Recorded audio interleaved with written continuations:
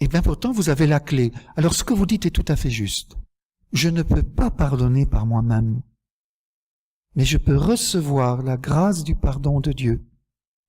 Alors, dans nos sessions, c'est un point très important qu'ici je vais développer très rapidement. Et c'est un philosophe, Yankelevitch, qui probablement n'est pas croyant et qui a très bien vu cela. Il dit, aimer ses amis, c'est de l'ordre de la justice. Il est normal d'aimer celui qui m'aime. Si je ne le fais pas, je suis injuste. Excuser celui qui peut donner des arguments valables qui justifient sa position, excuser est de l'ordre de la justice. Si j'arrive en retard au boulot parce qu'il y a une grève de métro et je vois mon patron impatient et je lui dis « Monsieur, je vous prie de m'excuser, pas de me pardonner, de m'excuser, il y avait une grève de métro, je n'ai pas d'autre moyen de communication. » Il est obligé de m'excuser, sans quoi il est injuste. Lorsque je lui présente des arguments qui justifient mon action, il est obligé de m'excuser.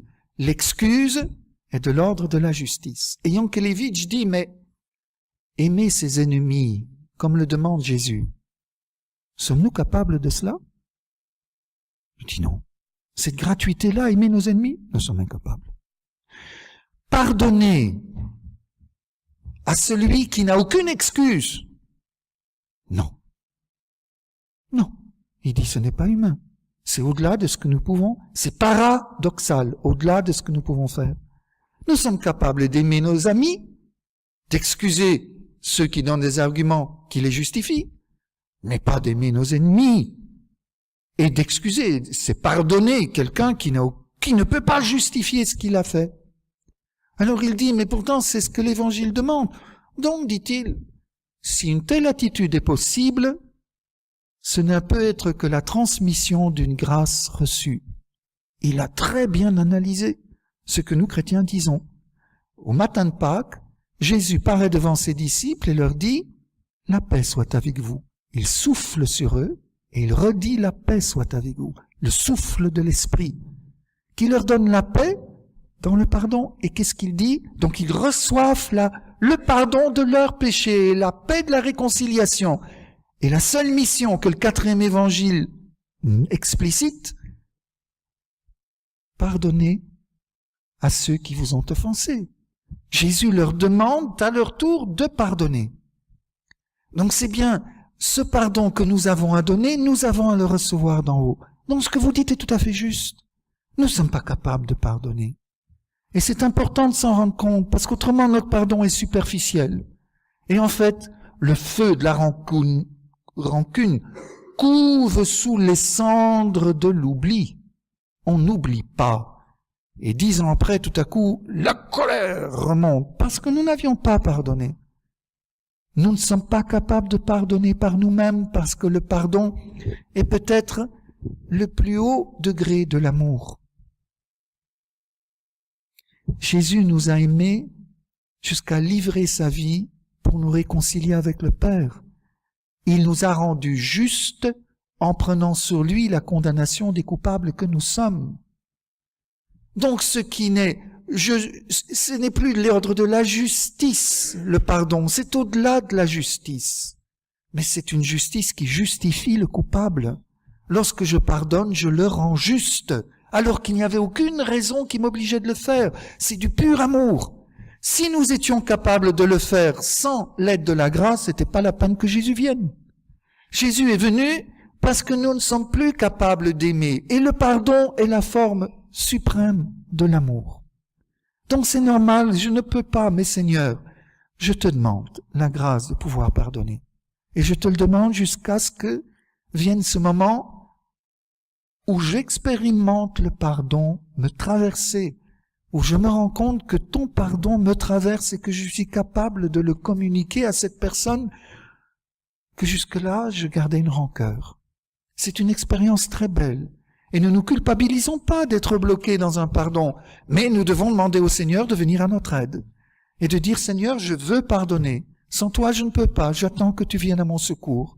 Et le jour où ton pardon me traverse, je l'accompagnerai jusqu'à cette personne. » Nous avons à être les canaux de cette grâce. Et quand Jésus dit, ceux à qui vous pardonnez les péchés, ils sont pardonnés, il ajoute, et attention, ceux à qui vous les pardonnez pas, ils ne sont pas pardonnés. C'est pour réveiller notre responsabilité. Vous êtes responsable du pardon que je vous confie. C'est le plus grand trésor, c'est le trésor de ma passion que je vous confie. Usez et abusez de ce trésor de la miséricorde, car nous sommes dans le temps de la miséricorde. Ça va? Voyez un peu? Mais c'est intéressant que ce soit un philosophe qui ait fait cette analyse et qui ait dit nous n'en sommes pas capables. Et je crois que c'est honnête anthropologiquement. On a besoin de l'aide de la grâce pour le pardon. La justice des hommes, c'est de donner à chacun ce qui lui est dû. C'est ainsi que fonctionnent nos tribunaux. La justice de Dieu, c'est de donner à chacun ce dont il a besoin. Et quand je suis coupable devant Dieu, ce qui m'est dû, c'est la punition. Ce serait l'enfer dont on parlait. Mais ce dont j'ai besoin, c'est la miséricorde. Et c'est ce que Jésus me donne. Et sauf si je la refuse, elle m'est acquise. Il a souffert telle souffrance pour moi, parce qu'il voulait que je vive éternellement avec lui. Mais je peux la refuser, bien sûr. Je retombe sur la première discussion. Mais je trouve tellement libérant. La justice de Dieu, quand Jésus dit, si votre justice ne dépasse pas celle des pharisiens, vous ne rentrez pas dans le royaume. On avale notre salive. C'était des hommes religieux. Mais alors, qu'est-ce que c'est la justice, Seigneur? Mais votre justice, c'est celle de toute la Bible. C'est œil pour œil, dent pour dent. Et c'est la justice la nôtre, hein. Le juge doit évaluer quel est le dégât ou le préjudice, et il faut payer un prix équivalent tenant compte de la responsabilité. Mais c'est le même principe. Et Jésus dit, ça suffit pas. Parce que je vous donne la grâce, c'est-à-dire l'esprit de charité. La loi pour vous, c'est l'amour. Et l'amour, qu'est-ce qu'il fait? Il donne à l'autre ce dont il a besoin. Il le justifie, cet autre, qui est injustifiable pour son acte, qui est inexcusable parce qu'il n'y a pas de justification. Eh bien, le pardon, si. Le pardon va au-delà de la justice et donne à l'autre ce dont il a besoin. Mais vous avez compris que c'est la pure charité, ça. C'est la charité la plus pure, la plus gratuite. C'est celle de Jésus. Pas plus grand amour que de donner sa vie pour ceux qu'on aime, gratuitement. C'est ça la justice d'en haut. C'est en ce sens que Paul peut dire la miséricorde se moque de la justice. La justice est un attribut de Dieu, bien sûr. Mais la miséricorde paie pour la justice. Jésus nous a justifiés. Il a, le mot payer, vous comprenez, hein? Il a donné en surabondance l'amour que j'ai refusé. Chaque péché est un refus d'amour.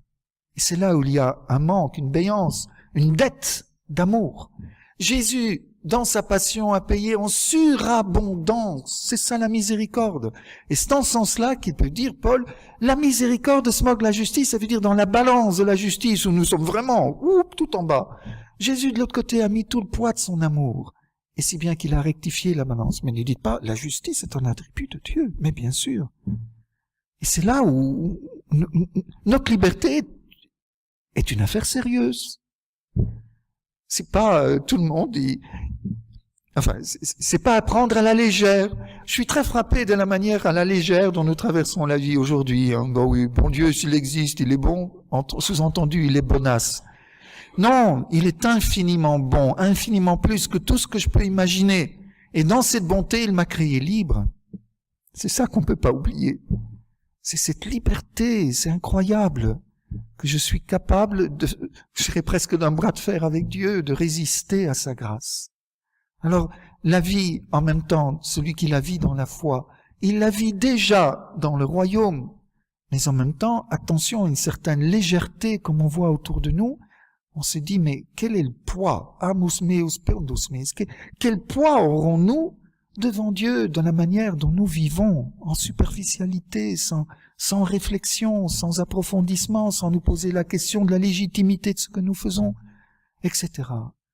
Mais évidemment, j'allais aussi ajouter, sans regarder la référence de la parole, mais là, aujourd'hui, notre monde est loin de se référer à la révélation biblique, évidemment, pour avoir une ligne de conduite, et pourtant, ma parole, une lumière sur tes pas, une lampe sur ta route. Dieu nous a donné la parole pour que nous ne trébuchions pas. Et nous, la jetons, notre montre l'a jetée, pas besoin, allez, on avance. Et on ne voit pas que nous sommes des aveugles qui entraînent des autres aveugles dans un trou. Voilà ce qui pour moi est une réelle cause d'inquiétude. Réelle. Oui, Dieu est infiniment bon, mais l'homme est libre. Et il va paraître devant Dieu avec les dispositions de son cœur qu'il aura développées tout au long de sa vie. C'est moi qui suis responsable de la façon dont je vais paraître devant Dieu. C'est moi et moi seul.